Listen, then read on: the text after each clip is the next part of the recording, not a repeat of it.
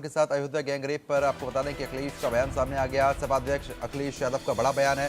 सपा को बदनाम करने की साजिश है ये। उनकी तरफ से कहा गया कानून में डीएनए टेस्ट का प्रावधान है।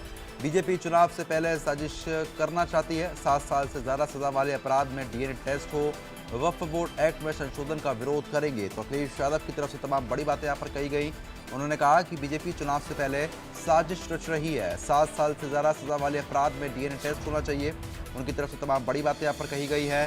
तो लखनऊ से बड़ी खबर, अयोध्या गैंगरेप पर अखिलेश का ये बड़ा बयान सामने आया है। तो सपा को बदनाम करने की साजिश है ये, उनकी तरफ से कहा गया। तो बता दें आपको कि कानून में डीएनए टेस्ट का प्रावधान है। तो बीजेपी चुनाव से पहले साजिश करना चाहती है। 7 साल से ज्यादा सजा वाले अपराध में डीएनए टेस्ट उनकी तरफ से कहा गया। मोहम्मद शबाब हमारे साथ जुड़ चुके हैं अपडेट देने के लिए। शबाब, जिस तरीके से अखिलेश यादव ने कहा कि साजिश रची जा रही है सपा को बदनाम करने की, और साथ ही साथ डीएनए टेस्ट का भी वो जिक्र करते हुए नजर आया, अब क्या कुछ प्रतिक्रियाएं सामने आ रही हैं? बिल्कुल, देखिए आज अखिलेश यादव जनेश्वर मिश्र के कार्यक्रम में मौजूद थे और वहां पर उन्होंने मीडिया से बात करते हुए तमाम तरीके की बातों का जिक्र किया है। खासतौर से अयोध्या के मसले पर जब उनसे सवाल पूछा गया तो उन्होंने बहुत सारी बातें कही हैं जो हमारे दर्शक उनको सुन भी पा रहे हैं। हमारे साथ इस समय समाजवादी पार्टी की राष्ट्रीय प्रवक्ता जूही सिंह जी मौजूद हैं।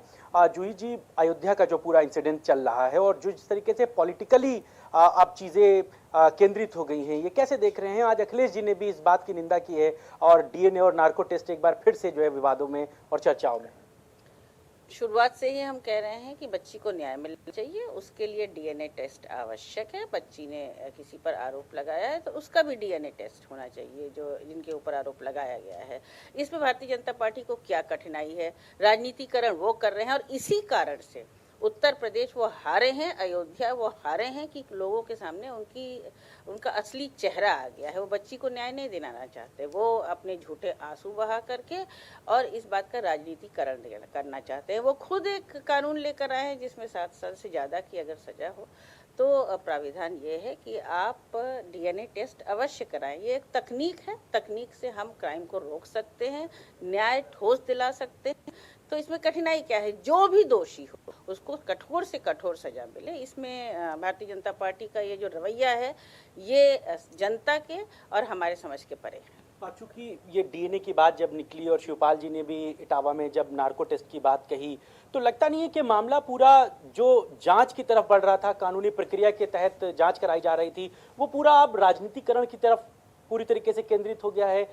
कभी होर्डिंग लग रही हैं अखिलेश जी के इन बयानों के खिलाफ, और पूर्व मुख्यमंत्री मुलायम सिंह यादव का वो बयान जो उन्होंने कभी कहा था कि लड़के हैं, लड़कों से गलतियां हो जाती हैं, इस तरीके की होर्डिंग शहर भर में लग रही हैं। ये चीजें जो हैं वो कहीं ना कहीं दूसरी तरफ आपको दिख रहा है घूमती हुई।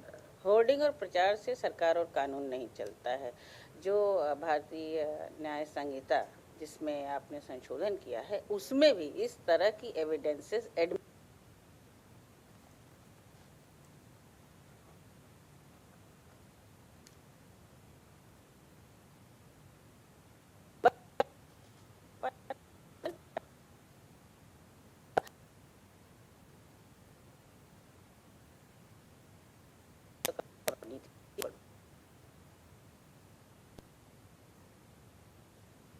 मुलाकात कर रहे हैं समाजवादी पार्टी की तरफ से जो मौजूदा सांसद हैं उनके वहां पर ना पहुंचने को लेकर के भी जो है वो एक सवाल उठ रहा है अयोध्या में भी, और बीजेपी इस बात का बड़ा इशू बना रही है कि अखिलेश जी, राहुल गांधी जी बातें बड़ी बड़ी करते हैं लेकिन उन्हें जाना चाहिए था, पीड़िता से मुलाकात करना चाहिए था, कम से कम सांसद को तो पहुंचना चाहिए था।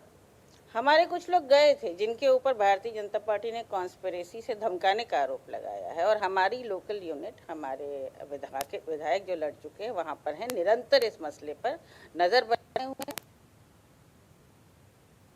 जरूरत नहीं है, और भारतीय जनता पार्टी के विधायकों और सांसदों के पास कोई काम नहीं है, दरअसल केवल प्रचार का काम है। इसलिए वो जाकर और उनके सहयोगी दल झूठे आंसू बहाते हैं। तो हम पूछ रहे हैं कि जौनपुर की घटना पे एक भी आंसू नहीं गिरे? गाजीपुर की घटना पर क्या सो रहे थे ये लोग? महिलाओं पे निरंतर बलात्कार हो रहा है। बीएचयू की घटना, जब एक लड़की के कपड़े उतार कर उसे इनकी यूनिट ने घुमाया, तब ये लोग क्या कर रहे थे? तो थोड़ा अपना चेहरा देख लें। तो सीधे तौर पर देखिए प्रद्युम्न, जूही सिंह जी इस बात को खुलकर कहती हैं कि व्यक्ति लगातार वहां पर नजर बनाए हुए हैं। जो जरूरतें बच्ची को चाहिए वो उपलब्ध कराई